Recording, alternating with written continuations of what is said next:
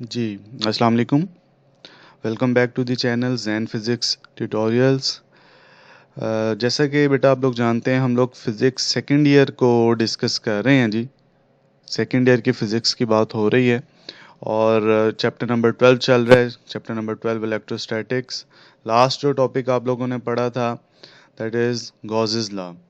तो आज हम इसके एप्लीकेशंस की बात करेंगे कि हम गॉसेस लॉ किस तरह से अप्लाई करते हैं और इलेक्ट्रिक फील्ड इंटेंसिटी किस तरह से गॉसेस लॉ को यूज़ करते हुए फाइंड की जाती है। अच्छा, अगर आपको लास्ट टाइम जो टॉपिक याद हो उसमें मैंने इसके ये सारे स्टेप्स भी मेंशन किए थे कि जो हम 4 स्टेप्स यूज़ करते हैं गॉसेस लॉ को अप्लाई करते हुए, इसका लिंक मैं मेंशन कर दूंगा वो आई मार्क के अंदर भी। अगर आप वो लेक्चर देखना चाहते हैं तो पहले एक दफ़ा उसे देख लें ताकि उसके अकॉर्डिंगली ये इसके एप्लीकेशंस को जो समझना है वो आपके लिए ज़्यादा आसान होगा। अच्छा, ये टॉपिक बहुत इम्पोर्टेंट है इस चैप्टर का। इसकी 3 एप्लीकेशंस यहाँ पे आपकी टेक्स्ट बुक में डिस्कस की हुई हैं।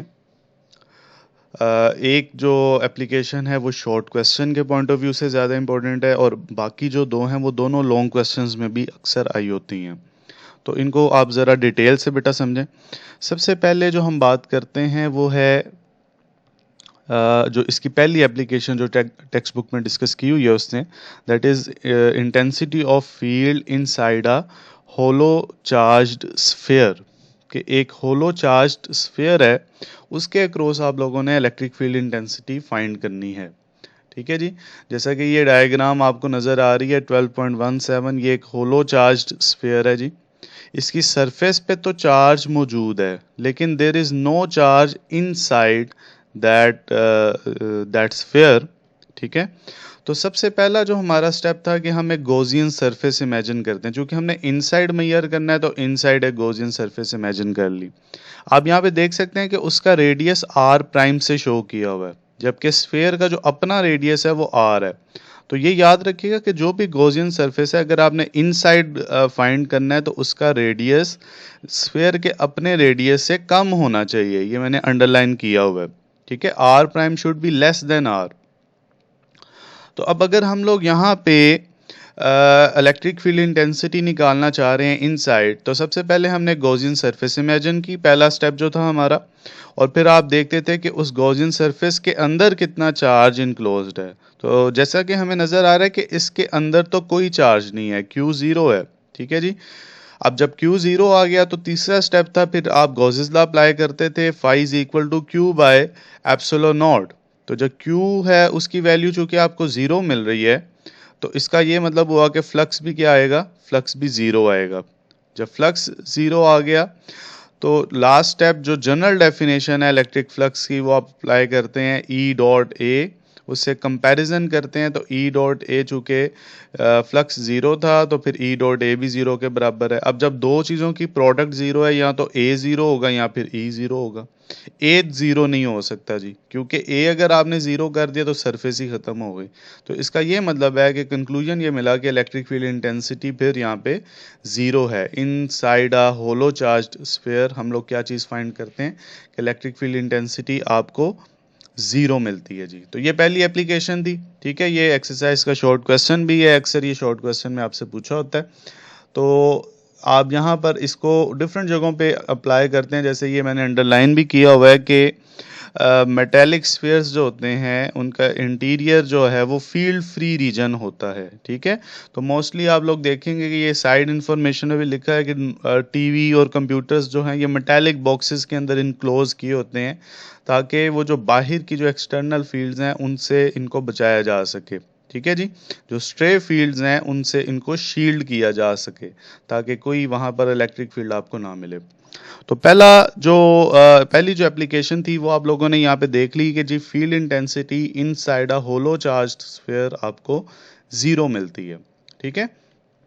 ओके जी। सेकंड एप्लीकेशन जो कि लॉन्ग क्वेश्चन में भी अक्सर आई होती है कि आप लोगों ने इलेक्ट्रिक फील्ड इंटेंसिटी निकालनी है जी due to an infinite sheet of charge. कि एक इनफाइनाइट शीट ऑफ चार्ज है उसके क्रॉस इलेक्ट्रिक फील्ड इंटेंसिटी निकालनी।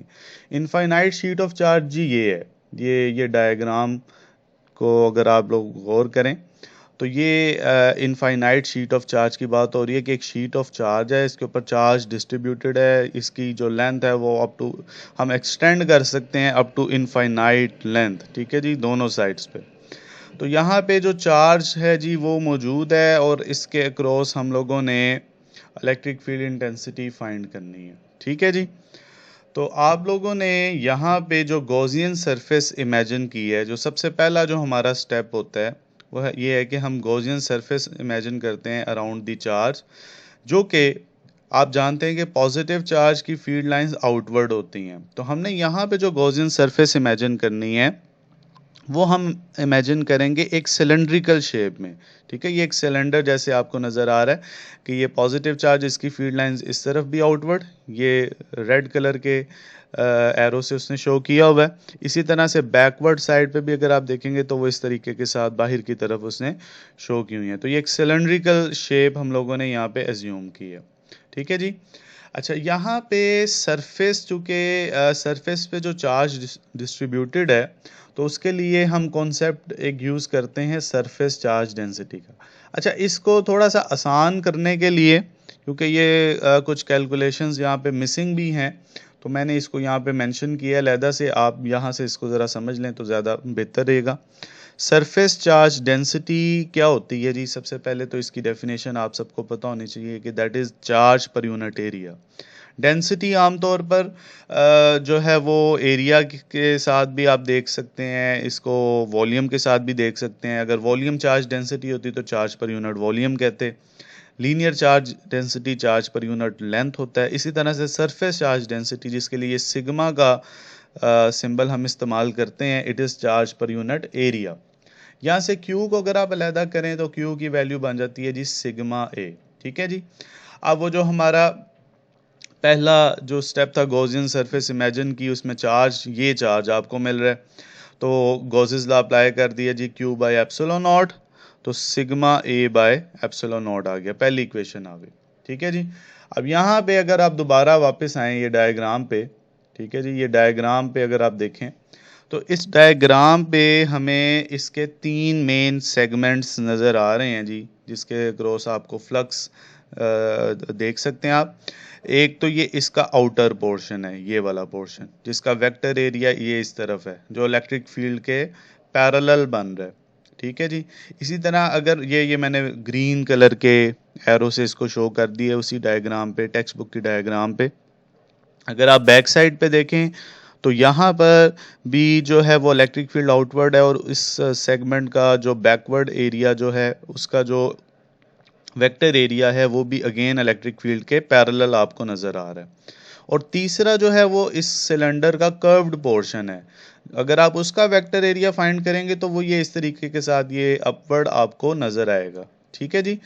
तो ये एरिया जो है ये इलेक्ट्रिक फील्ड के साथ 90 डिग्री एंगल बना रहा है। तो आपको ये तीन सेगमेंट्स यहाँ पे नज़र आ रहे हैं जी, जिनके फ्लक्स को हम यहाँ पे फाइंड कर रहे हैं। तो फ्लक्स को मैंने फिर तीन पोर्शंस में डिवाइड कर दिया कि जी फ्लक्स, जो टोटल फ्लक्स है वो आउटवर्ड, इनवर्ड और कर्व्ड पोर्शन। अब यहाँ पे सिंपल मैथमेटिक्स आपने अप्लाई करना है। ई ए कॉस थीटा था फार्मूला, तो आउटवर्ड में कॉस 0 था, इनवर्ड में भी एंगल 0 था, कर्व्ड पोर्शन में एंगल 90 था। तो कोस 90 आप जानते हैं 0 होता है, ये आंसर 0 आ गया। यहाँ से ई ए आ जाएगा cos 0 1, ठीक है जी, और इधर से भी ई ए। तो टोटल फ्लक्स जो आपको मिल गया दैट इज 2EA। ये सेकंड इक्वेशन हमारी यहाँ पे बन गई, ठीक है जी। अब आपने सिंपल ये करना है, आखिरी स्टेप के पहली और दूसरी इक्वेशन का कंपैरिजन कर लेना है, कंपेयरिंग 1 एंड 2।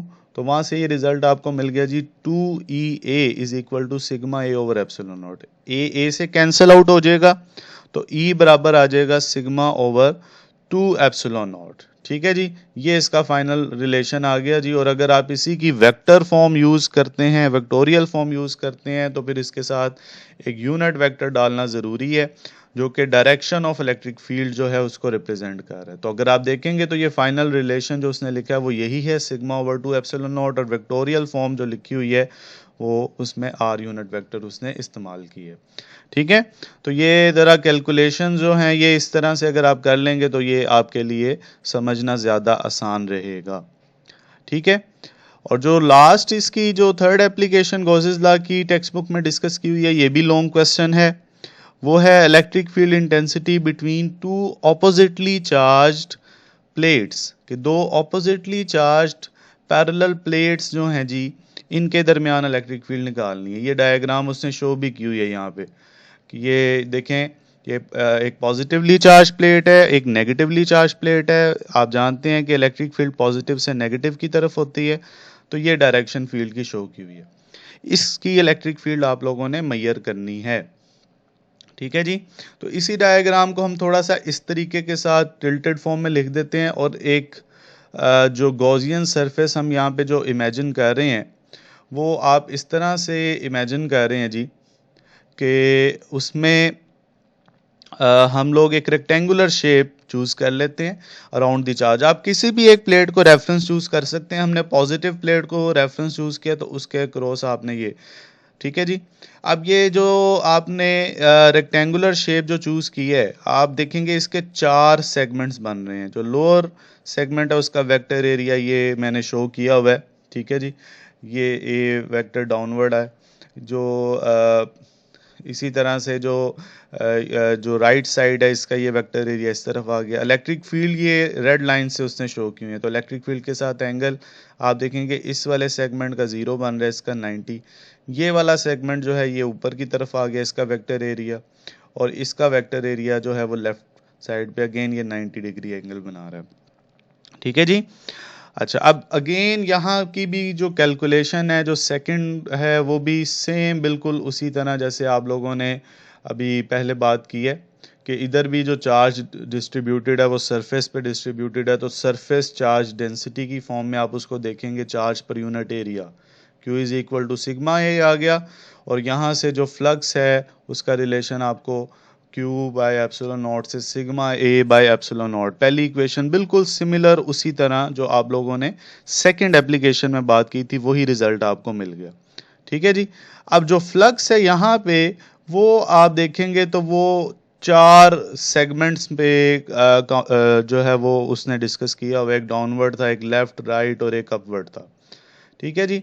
अब यहाँ पर आप देखेंगे सिर्फ और सिर्फ जो डाउनवर्ड पोर्शन था, ये एक दफ़ा फिर से देख लें, जो सिर्फ और सिर्फ डाउनवर्ड जो पोर्शन था उसका जो फ्लक्स अगर आप देखेंगे तो वो ई के साथ, इलेक्ट्रिक फील्ड के साथ ये पैरेलल आ रहा है, ठीक है जी। बाकी सारे जो सेगमेंट्स हैं, बाकी सारे सेगमेंट्स, ये वाले का भी 90 है, इसका भी 90, और ये तो सेगमेंट वैसे ही फील्ड से बाहर है, तो इधर एंगल की बात ही नहीं होगी क्योंकि ये फील्ड से बाहर रीजन है। तो यहाँ पर ई ही 0 है, तो एंगल तो बनेगा ही नहीं, ठीक है।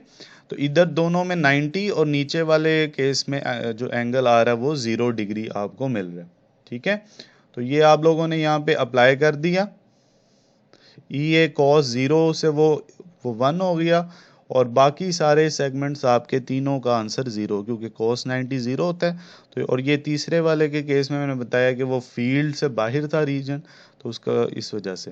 तो इलेक्ट्रिक फ्लक्स यहाँ पे ई ए आ गया। अब आगे अगेन फाइनली वो आपकी पहली और दूसरी इक्वेशन का कंपैरिजन होता है, तो रिजल्ट आपको मिल जाता है ए से कैंसिल आउट होके E is equal to sigma by epsilon naught, जिसकी वेक्टोरियल फॉर्म अगर आप लिखेंगे तो वो इस तरीके से आ जाएगी, E is equal to sigma by epsilon naught और R यूनिट वेक्टर, जो कि आप जानते हैं कि it shows the direction of electric field from positive to negative plate, ठीक है जी।